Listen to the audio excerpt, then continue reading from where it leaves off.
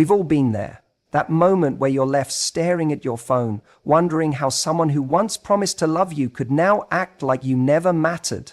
The texts stop. The energy shifts. And you're left not just with heartbreak, but with bruised pride, unanswered questions, and a quiet rage that whispers, "Ha! He's walking away like nothing happened." And in that moment, let's be honest, part of you doesn't just want to heal. You want him to feel it. You want his ego to take a hit. But here's the truth. You don't do that by trying to get even. You do it by becoming unforgettable in a way that doesn't involve chasing him at all.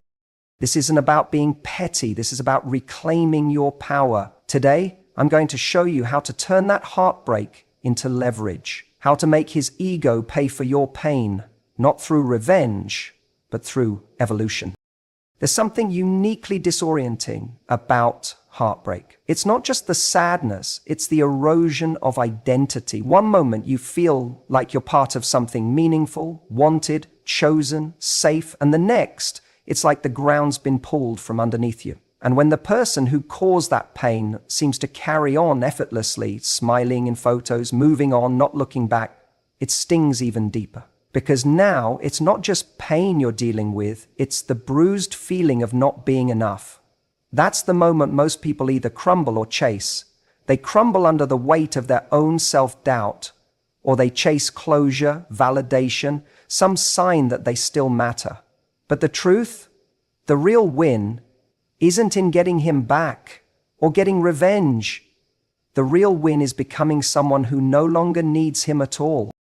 That starts with a choice, a conscious, daily choice to take the pain you're feeling and turn it into momentum. Instead of letting your heartbreak shrink you, let it be the thing that wakes you up. This person may have broken your heart, but now you get to decide what you do with the pieces. You can either keep staring at them, hoping he notices what is done, or you can start building something stronger with them.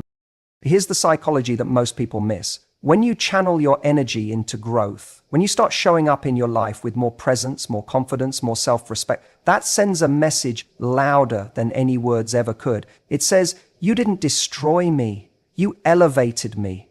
And that's the one thing an ego can't stand. To know that hurting you didn't break you, it built you. Now let's be clear, this isn't about pretending you're fine when you're not. It's about using the pain instead of letting it use you.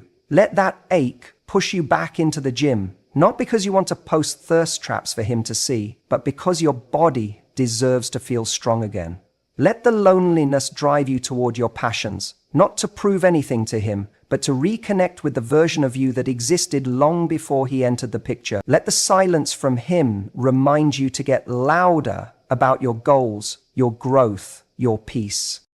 Because here's what happens when you commit to that kind of self-work. You change, not just on the surface, but deeply. You start attracting new people, new energy, new standards. The version of you that begged for his attention, she evolves into someone who wouldn't even want the version of him that left. And when he sees that transformation, when he realizes you didn't just survive without him, you thrived. And that's when the ego takes the hit. Not because you tried to punish him, but because you made the most powerful statement there is. You were a chapter, not the whole story. So the next time you feel that pang in your chest, the urge to check his profile, to send that one last text, stop, take a breath, and ask yourself, what can I build with this pain right now? That question, asked over and over, is how you stop making him the center of the story and start becoming the author again. Heartbreak may have started this chapter, but who you become from here, that's entirely up to you. One of the hardest things to do after someone hurts you is to walk away quietly. Everything inside you wants to speak, to scream, to make them understand the damage they've caused. You want to send the long message, post the cryptic quote, or maybe even have one last conversation where you lay it all out. Every broken promise, every contradiction, every way they failed to show up. You think maybe if they just got it, they'd finally realize what they lost. Maybe they'd feel guilty. Maybe they'd finally say the words you needed to hear. But let me tell you something that will change the game. The moment you react, you feed their ego. You hand over your power. And the sad truth is, some people want to know they still affect you. They feed on it. And even worse, They rarely feel guilty the way you hope they will. When someone chooses to leave, disrespect you, or treat your heart like an option, your greatest move isn't to try to make them feel bad. It's to vanish. Not as a tactic, not as a manipulation, but as a reflection of your standards. You don't need to throw a fit to prove your worth. You prove it by no longer showing up where you're not respected. And here's the psychology behind it. People expect noise when they hurt someone. They expect confrontation, chaos, or drama. They prepare for that. It makes them feel important. Your anger still revolves around them. But what they don't expect, what they can't defend against, is silence. You removing yourself from their orbit without warning, without explanation, without giving them another chance to wound you with indifference, because suddenly they're not in control anymore, you are. When you disappear with dignity, you're sending a message far more powerful than anything you could say with words. You're saying, I don't need to prove anything to you. I see you clearly now, and I'm choosing me. That kind of confidence is rare. It's disarming. It shakes the ego far more than any dramatic goodbye. This doesn't mean you're not allowed to feel. Of course you're hurting. You're allowed to grieve, cry, scream in your room, talk to your friends, journal until the pages bleed. But the person who hurt you doesn't need front row seats to your pain. They don't get to be the star of your breakdown. You process privately, you rebuild quietly, and you return stronger, not as a statement to them, but as a commitment to yourself. And the best part? When you do this, when you choose dignity over drama, you're not just protecting your peace, you're reclaiming your power. Because now, you're in control of the story. You're not the person who begged, who chased, who lost herself in someone else's inconsistency. You're the one who walked away with grace, knowing full well what you bring to the table and refusing to sit anywhere you're not appreciated. Eventually, the silence catches up to them. Maybe not today, maybe not even next month, but one day, when the thrill of their distraction wears off, they'll wonder why you never came back, why you didn't fight harder, why you didn't leave the door open. And the answer will be simple. Because you knew your worth. Because you understood that someone who truly values you doesn't leave you questioning. And because you loved yourself too much to keep showing up where your presence wasn't honored. That's the kind of exit that lingers, not with fireworks or theatrics, but with quiet, unshakable self-respect. When you go through heartbreak, it's tempting to make your healing look like a performance. You post the perfect photo, you hit the gym hard, you go out looking your best, smiling just wide enough to be seen by the people who still talk to him. Deep down, part of you hopes he sees it and thinks, what have I done? That's a very human reaction. You want the person who hurt you to feel the weight of your absence. You want them to see that you're thriving, to know they lost something valuable. But here's where most people go wrong. They confuse self-improvement with a show and healing with revenge. The moment your glow up becomes about him, it's no longer about you. You're still giving him your energy, your attention, your purpose, even if it's wrapped in the disguise of strength. The real glow up? It happens when you stop performing and start evolving. When it's no longer about being seen by him, but about finally seeing yourself clearly again. Because the truth is, if your motivation to grow is rooted in his validation, then he's still in control. He's still the center of your world. That's not power. That's just pain dressed up in ambition. But when you decide to become better, stronger, and happier for your own sake, not to prove something to him, but to reconnect with your own potential, that's where everything changes. Think about the version of you that existed before the relationship. Not the perfect version, but the one that dreamed, created, laughed freely, and wasn't trying to shrink herself to fit into someone else's inconsistent affection. That version of you is still there, waiting to be claimed. And now you have an opportunity. Because as painful as heartbreak is, it's also clarity. It rips away the illusions. It forces you to face your patterns, your self-worth, and all the places where you abandoned yourself to be chosen by someone else. And if you're willing to be honest about that, you can rebuild something incredible, not for an audience, but for your own future. Glow up by taking care of your body because it deserves respect, not because you want to make him regret leaving. Read books, learn skills, chase goals because your mind is worth investing in, not because you want to seem impressive on social media. Build a beautiful life filled with new people, new energy, new joy, not so he notices, but so you forget what it felt like to live in the shadow of someone else's approval. There's nothing more magnetic than someone who is deeply, unapologetically focused on their own growth. Not out of bitterness, not out of revenge, but because they realize they are the prize. And here's what makes that powerful. When he does see you, when the photos pop up or mutual friends mention your name or he stumbles across your new chapter, he'll notice the glow. But this time, he won't feel included in it. He'll feel outside of it. Because you didn't glow for him, you glowed past him. And that stings far more than any petty comeback ever could. Healing isn't about being seen by the person who left. It's about finally seeing yourself as someone who never needed them to begin with. And once you start walking in that truth, you stop caring whether they ever look back, because by then, you'll be too far ahead. One of the biggest traps people fall into after heartbreak is seeking proof that they still matter. It shows up in subtle ways: checking if he viewed your story, watching his activity, asking mutual friends what he's been saying about you. And at the root of it is this deep, almost desperate question: does he still care? The problem is that question keeps you stuck. It keeps you tethered to someone who has already shown you where they stand. As long as you're craving a reaction, you're still giving him emotional power. And here's the hard truth most people don't want to hear: attention isn't affection, and silence doesn't always mean regret.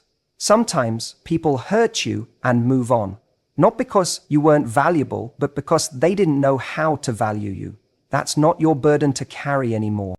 The art of indifference doesn't mean you suddenly stop feeling. It means you stop performing those feelings for the person who caused them. It means you learn to separate your healing from their awareness of it. Because the second your peace depends on their remorse, you've already lost control. Indifference is not about pretending. It's not cold, it's not bitter, and it's definitely not fake. Real indifference is rooted in acceptance. It's what happens when you finally stop negotiating with reality. You see things for what they are, not what you wish they could be.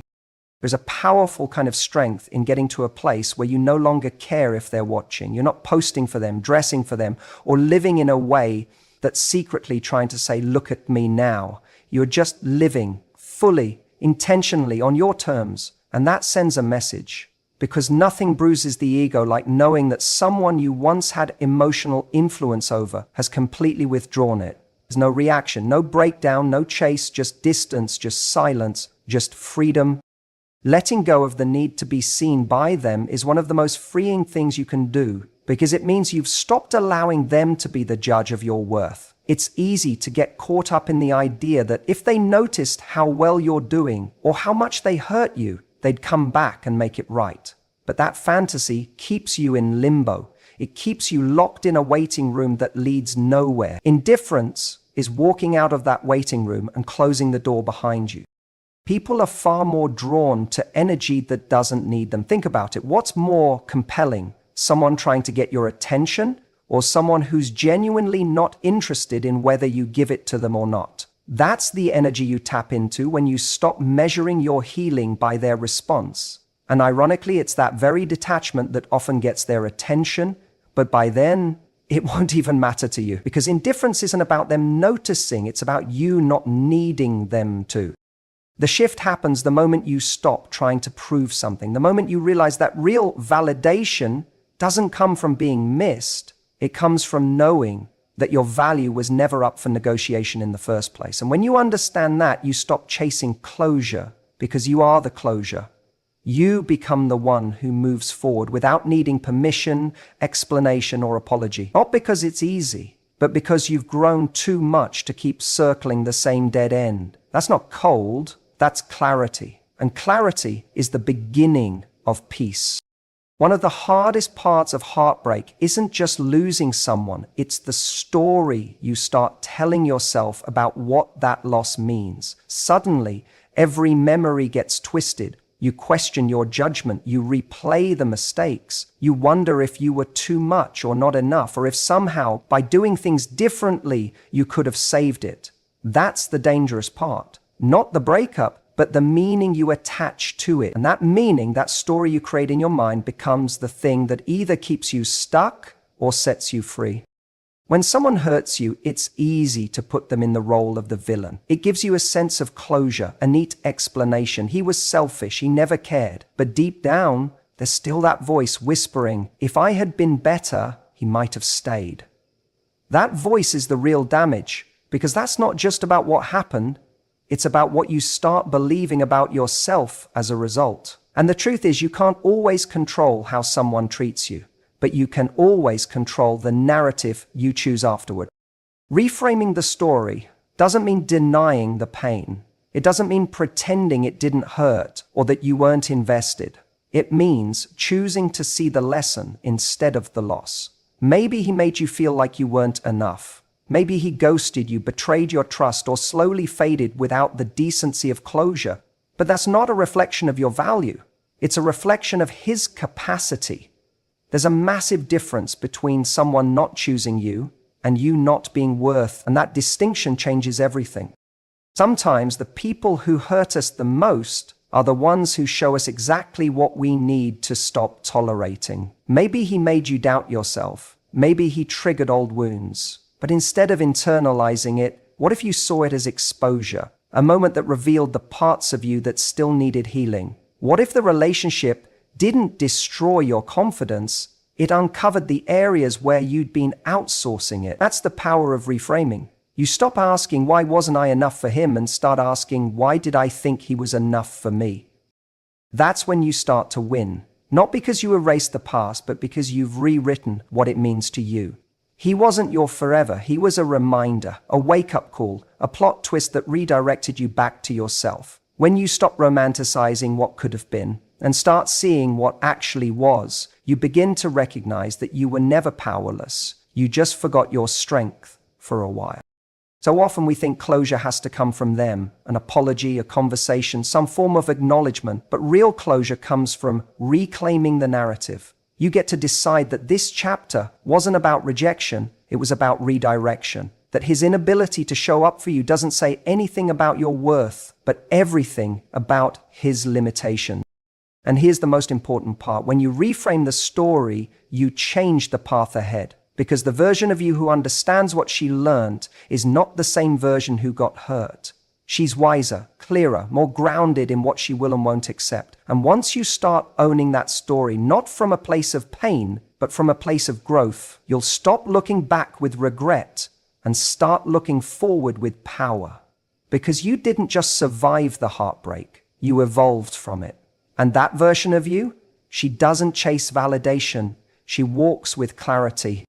There's something incredibly tempting about wanting someone who hurt you to see just how well you're doing without them. It's not even about revenge, it's about redemption. You want them to feel what you felt, to regret, to ache, to realize, too late, what they had. And while that feeling is normal, it's also short-lived, because even if they do feel it, it won't fix anything. Their regret won't undo the hurt, and their apology won't erase the disappointment. So what do you do with that desire? You channel it. Not into petty wins, but into real ones. The kind that don't just sting their ego, they elevate you. The truth is, there's no better response to heartbreak than building a life so rich, full, and meaningful that their absence becomes irrelevant. That doesn't mean pretending you're fine. It doesn't mean faking happiness for the sake of social media. It means actually doing the work on yourself, your dreams, your peace of mind, so that eventually you stop looking over your shoulder to see if they're watching, because the real magic happens when you're not trying to be seen anymore. Success doesn't need to be loud. It doesn't need to be rubbed in anyone's face. True success is quiet confidence. It's waking up with purpose. It's knowing that you're living a life that reflects your values, your worth, and your potential. And when you create that kind of life, not to prove anything to them, but because you finally believe in yourself, that's when everything shifts. It's funny how timing works. Often, the moment they realize what they lost is the exact moment you no longer care if they ever realize it at all. Because by then you've outgrown the need for their validation. You're too busy becoming someone you're proud of. That's the sting. Not the outfit you wore, not the party you showed up to, but the fact that they're no longer relevant in a world you've built without them. Heartbreak forces you to look inward. It challenges you to confront your patterns, your self-worth, and your standards. It asks you whether you're going to let this define you or refine you. And the people who come out stronger are the ones who stop looking for revenge and start chasing results. They stop asking, will he see this? And start asking, is this who I want to be? That's when your energy changes. That's when you move differently, not with bitterness, but with certainty. And yes, one day he might see it, he might scroll past a photo, hear your name in conversation, or watch from afar as you keep rising, and maybe for a second he'll feel the weight of what he let go. But by then, that version of you who would have cared will be gone. Because she grew, she built, she healed, not to win him back, but to win herself back. Letting success be the sting means you no longer need their downfall to feel better. You just need to keep building your rise. It's about using the hurt as fuel, not as a script. It's deciding that the best closure isn't found in a text or an apology. It's found in living well, in leveling up so profoundly that their chapter feels small in comparison to what you've become. And the beauty of it is that you won't need to announce it. The life you're creating will speak for itself, because nothing hits harder than realizing the person you thought would always look back no longer needs to. Heartbreak will try to convince you that you've lost something, that you're broken, less worthy, somehow not enough. But the truth is, you haven't lost anything that was meant to stay. What you've gained, if you're willing to see it, is the chance to reclaim every part of yourself that you gave away in the name of love. And that's powerful. Let him think you're quiet. Let him think you disappeared. Let him think you moved on too easily. Because one day, he'll realize what you already know, that the woman he walked away from didn't fall apart. She rebuilt herself, stronger, smarter, unreached. This isn't about punishing his ego. It's about rising so high he can't access you anymore. That's how you make his ego pay. Not with revenge, but with evolution. So stop waiting for an apology. Stop hoping he sees your worth. Start acting like someone who's already found it. Because the moment you do, you'll realize something life-changing. He was never the one who had power. You were. You just forgot. And now you remember.